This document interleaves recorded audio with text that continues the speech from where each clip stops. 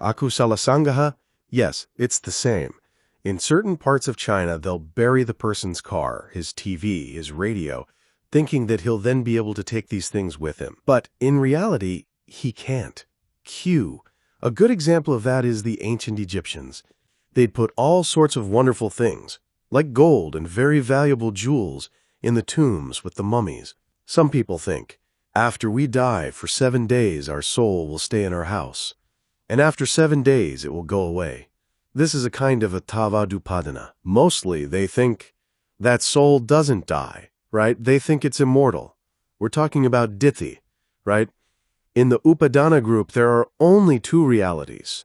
The first one is lobha, the second is ditthi, the third is ditthi, and the fourth is also ditthi. There are only these 2 realities. Even if we say that there are 4 upadanas, grasping or clinging, there are only 2 realities. Now let's go to Nīvaraṇā. This is very important, especially for meditators. Nīvaraṇā. There are 6 Nīvaraṇā. These are hindrances or obstacles. There are actually 8 individually, but we will talk first about the 6 Nīvaraṇā. These are obstacles to the way to celestial and supreme bliss. If you have these 6 hindrances, you cannot go to the celestial world, and you cannot gain enlightenment. They prevent the arising of good thoughts and obstruct the eye of wisdom. What are they? I'll tell you what they are, and then I'll explain how they obstruct our way. 1. Kamacchanda-nīvaraṇā, sense desire. 2. Vyapada-nīvaraṇā, ill will or aversion. 3. Thinamidda-nīvaraṇā, sloth and torpor. 4. Uddhacca-kukkūcha-nīvaraṇā, restlessness or remorse. 5. Vicikicca-nīvaraṇā, skeptical doubt or perplexity. 6. Avijja-nīvaraṇā, ignorance. 31. Las Vegas Sayadaw. How can we go to heaven if we have these 6 hindrances? These hindrances stop, block, and obstruct our way to the celestial world. Why? Well, what do we need to go to the celestial world? We need generosity and morality. We need good conduct. When you have sense desire, you are attached to the 5 sense objects. When you are attached to your body and to your property, you don't want to donate or share your belongings with others. This is because you are attached to these 5 sense objects. Perhaps you lack morality too. Then, after you die, you can't be reborn as a celestial being. Your way has been blocked. If you have ill will, you get angry with someone, or maybe you feel depressed. Your mind is not pure. Then, how can you practice meditation and gain concentration? Ill will prevents it. If you have drowsiness or sleepiness, you try to sit in meditation, but it stops about 5 or 10 minutes later. You feel sleepy, right? Sloth and torpor stop the meditation. They are very dangerous. We call these hindrances. With uddhacca, your mind wanders. You think about this and that. This is distraction. You cannot gain concentration, and you cannot gain wisdom because of this distraction, this restlessness. With kukkūcha, you have this remorse, and so you feel sorrow and think about something you've done. You feel unhappy. These things obstruct your way. And with doubt, you doubt the virtues of the Buddha. You doubt whether he was a great and supreme teacher. You doubt whether his teachings are right and whether his disciples were good people. You also doubt the way you practice meditation. Is it right or not? In other words, you doubt your way of practice. And you also doubt karma, cause and effect, previous karma and present karma. If you have doubt, you cannot gain concentration. You can't gain wisdom. It obstructs your way to the celestial world or to gain enlightenment. It's the same with ignorance. Here, you don't understand reality. These 6 kinds of hindrances obstruct the way to celestial and nibbanic bliss and prevent the arising of good thoughts. They do not allow you to gain jhana or magaphala, enlightenment. Not only that, but you can't even be successful in worldly affairs, such as your business, if you have these 6 kinds of hindrances. Let's think about these hindrances, one by one. I would like to explain why the na and midda are 2 kinds of realities grouped as one. Sloth is 132 akusala sangaha reality, and torpor is another, right? Likewise, uddhacca and kukkūcha are also 2 kinds of mental factors grouped as one. I said that there are 6 nīvaraṇas, but 8 individually, right? Kamachandani Varanas lobha, Vyapadani Varanas dosa. The na is a mental factor and midda is a mental factor. That's a total of 4 so far. Uddhacca is a mental factor, Kukucha is a mental factor, Vichikicha is a mental factor, and so is avijja, moha. That's a total of 8 mental factors. So why are the na and midda grouped together, as are uddhacca and kukucha? It is because their functions, their causes, and opposing factors are similar. That's how 8 mental factors become 6 nīvaraṇas. What is the function of sloth and torpor? Mental inactivity. We cannot do anything, right? We're just drowsy and sleepy. What about their cause? Laziness. We're very lazy, right? Laziness becomes sloth and torpor. Laziness is the cause. And what are their opposing factors? Energy. If you had energy, you wouldn't feel sleepy. But because of your lack of energy, you have the na and midda. With regard to uddhacca and kukucha, their function is disquietude. Uddhacca is distraction, and kukucha is remorse. Their cause is vexation. It is vexation about loss of property, for example. Their opposing factor is tranquility. So, because their functions, causes, and opposing factors are the same, we put them into groups. That's the reason. In the Buddhist scriptures, especially in the commentaries, it mentions the hindrances. It talks about what these hindrances look like. Sense desire is compared to water mixed with various colors. If we have a glass of water with various colors in it, the water is not clear, right? If it's not clear, then we can't see our reflection in the water. Why do the scriptures compare sense desire to water mixed with various colors? In those days, people were very poor. When they could not have a mirror but wanted to see a reflection of their face, they put water in a container and then looked at it to see their face. This is why the Buddha explained that sense desire looks like water mixed with various colors. If there are many colors, you can't see your face, right? In the same way, what happens when sense desire arises while you're practicing meditation? You want this or that, or you're attached to someone or something. If sense desire arises, you cannot see realities in your body or your mind. You cannot see your sensations when they occur. You cannot see the arising and disappearing of these realities. Why? Because it's like water that is not clear. 3. Las Vegas Sayadaw. So, sense desire is compared to water mixed with various colors. When you have ill will, you get angry with someone, right? It is also a feeling of aversion or unsatisfactoriness. This is compared to boiling water. When water is boiling, you can't clearly see your reflection in it. When you get angry or you're unsatisfied, you can't gain concentration. And then, you cannot see your primary object of meditation very clearly. As such, you can't see realities. You can't see what is occurring in your body or mind. This is because of your ill will, your aversion, your dosa. It looks like boiling water. Sloth and torpor is compared to water covered by moss. When you see a pool of water that is full of weeds, the water is very unclear. But if the water is very clear, you can see your reflection in the water, right? If you have sloth and torpor while you're sitting in meditation, you feel sleepy all the time. How can you see what's arising and disappearing in your mind and body? You can't see these realities. You can't see what is mind, what is body. You can't see the air element or the fire element. You can't see anything when there is sloth and torpor. Restlessness and remorse are compared to perturbed water caused by wind. When wind blows over water, it shakes and perturbs the water, right? When that happens, you cannot see your reflection in the water. In the same way, when your mind wanders, you cannot see what happens in your mind and body. This is why restlessness and remorse are compared to perturbed water caused by wind. When skeptical doubt about something arises, it's compared to turbid and muddy water. This water is not clear or clean, right? Because the water is not clear, you cannot see your reflection in it. Likewise, if you have doubt about the Buddha, his teachings, his disciples, about your meditation technique, or about karma, your mind cannot gain concentration. And then, you can't see realities. That's why we call these hindrances. Whenever a hindrance occurs in your mind, you cannot see realities. If many hindrances occur, believe me that it obstructs your way. You cannot gain concentration, you cannot gain wisdom. Even those who are not meditators find that they don't accomplish anything when the 6 hindrances occur in their minds. Because they doubt about karma, they don't want to donate or help people. As such, they can't gain any merit. When you get angry, you don't want to help the person who made you mad, right? 34. Akusala Sangaha. So, briefly, how many hindrances are there? 6. These 6 hindrances can be temporarily inhibited when we gain Nīvaraṇā, but they can return when we lose Nīvaraṇā.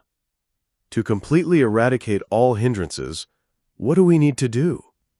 If you gain the first stage of enlightenment and become a stream enterer, which hindrances do you eradicate? Doubt. Only that one. You'll no longer have doubt about karma or about your meditation technique. You will have eradicated the hindrance of doubt. When you gain the 3rd stage of enlightenment and become a non-returner, you will eradicate sense desire, ill will, and remorse. You will eradicate these 3 kinds of hindrances. And when you become an arahant and gain the 4th stage of enlightenment, you will completely destroy and eradicate all the remaining hindrances, including sloth and torpor and restlessness. Please remember this last point for knowledge. Only an arahant can completely eradicate sloth and torpor.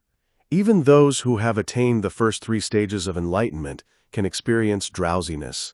That's why we may experience sleepiness almost every time we practice meditation. Right? Only an arahant can completely eradicate it. When you gain Nīvaraṇā, it's temporarily inhibited. We try to fight with these hindrances every day. We sit in meditation, and sense desire arises. We make a mental note. Sense desire disappears, and then we try to concentrate our mind on our primary object. Then, if we get angry with someone and aversion arises, we try to realize it and make a mental note. The anger goes away, arising and disappearing. Then we go back to our primary object. When we feel drowsiness, we try to make it stop, and then concentrate on our primary object. When the mind wanders, we make a mental note, wandering, wandering, wandering, and the wandering stops. We then concentrate on our primary object again. If we feel remorse or sorrow about something we've done, we just note it. Sorrow, sorrow, sorrow. We know this experience for ourselves. The remorse stops, and we then return to our primary object. This is how we try to fight with these 6 hindrances. If you only make an effort one time, you won't be successful. You have to do this many, many times. We are trying to train our minds. To get concentration, whatever comes to your mind, just make a mental note and it'll go away. Eventually, you'll be successful. No mental hindrances will occur in your mind, and then you'll get peace of mind and gain deep concentration. Then, the wisdom eye will occur to you. 35. Las Vegas Sayadaw. This is why we need to practice meditation. No one can eradicate all of these hindrances without meditation. Please consider this. Q. Some people believe that there are 2 or 3 ways of gaining enlightenment. They think that you can gain enlightenment by doing a lot of prayers, or studying scriptures and praying. They think that is a way to enlightenment, besides meditation. Meditation is the proximate cause of gaining enlightenment. Without meditation, you cannot gain enlightenment. Praying and generosity support our minds and help us gain concentration, but they don't lead directly to enlightenment. By only practicing generosity, you can't reach directly to Nibbana. In the same way, prayer only does not lead directly to enlightenment. The Buddha said that we need dana, generosity, and sila, morality. Even if you practice meditation, if you don't fulfill the 5 precepts, you cannot gain concentration. And without concentration, you cannot gain wisdom. We still need these things. But the proximate cause of enlightenment is meditation. We have 2 kinds of meditation. If you only practice praying and chanting, this is samatha, tranquility meditation. With tranquility meditation, your mind gains concentration. But you cannot realize realities with just concentration. You also need to practice vipassana, insight meditation, to know and understand the realities of impermanence, suffering, and selflessness. This is very important. Q. So many religions are based on samatha. Oh yes, mostly samatha. Even Buddhism has this as a foundation. Samatha is tranquility, right? Buddhism teaches morality, tranquility, and wisdom. These are the essence of Buddhism. We need these three kinds of things. If we have no sila, morality, then we cannot gain tranquility. If we can't gain tranquility, then we cannot gain wisdom. Some people do chanting and praying. This is tranquility. It's a kind of meditation. We have 40 kinds of meditation, right? 40 subjects. This is one of them. But the important one is vipassana. 36 Akusala Sangaha Q. Is samatha the same as samadhi? Yes, calmness, tranquility. The same. Some people use the term samadhi, while others use the term samatha. It's one-pointedness. In Pali, our practice consists of sila, samadhi, and panya. This is very important. If someone fulfills sila, samadhi, and panya, then they are following the correct way. But if they have sila and samadhi, but no panya, then it's not the correct way. We observe 5 or 8 precepts, right? This is morality. And we try to gain concentration by observing our mind. This is tranquility, or samadhi. And then, wisdom, paññā, will arise. When it does, we will know softness or hardness, earth element, or whether something is cold, fire element, right? Pressure, pushing, moving, or motion is the air element. You will see these realities. You'll see your mind. If you want something, you'll know it's not you, it's not soul, it's not ego. What wants something? Desire, lobha, attachment. You'll know these realities. I'm angry. It's not you who is angry. What's angry? It's aversion or dosa. You'll know right away that it's dosa. That's the reality of it. You'll know whatever happens to your body, whatever sensations occur. I feel pain or numb or itching. You'll know that all sensations arise and disappear. You'll see the impermanence. This is paññā. You'll know it right away. You won't see this as your body. It's not my body. It's just mind and matter. We studied mind, right? Our mind just arises. There is just mind and body, only these two. Every bodily and mental activity just arises and disappears, all the time. But we won't see these things if we don't have concentration. Even though mind and body have arisen and disappeared many millions of times, you won't see it. This is why we have to try to concentrate our mind to see this in every moment. In this way, we develop our wisdom. So, let's stop here for today. We usually meet for 2 hours, but I think that's enough for today. Any questions? Q. I work 60 hours a week, but still try to get up every morning at 4 a.m. to practice sitting meditation. I get very drowsy while I meditate. Is that still sloth and torpor? 37 Las Vegas Sayadaw. Yes. Sloth and torpor obstruct concentration.